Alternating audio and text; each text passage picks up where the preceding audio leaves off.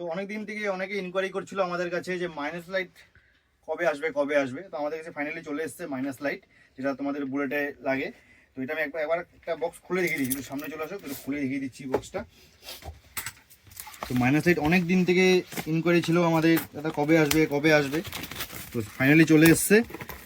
আমি একটা আইটেম আমি খুলে দেখিয়ে দিচ্ছি আপনাদেরকে। এরকম বক্স প্যাকিংয়ের সাথে আছে লিউজিজি অরিজিনাল, এটা অরিজিনাল লাইট।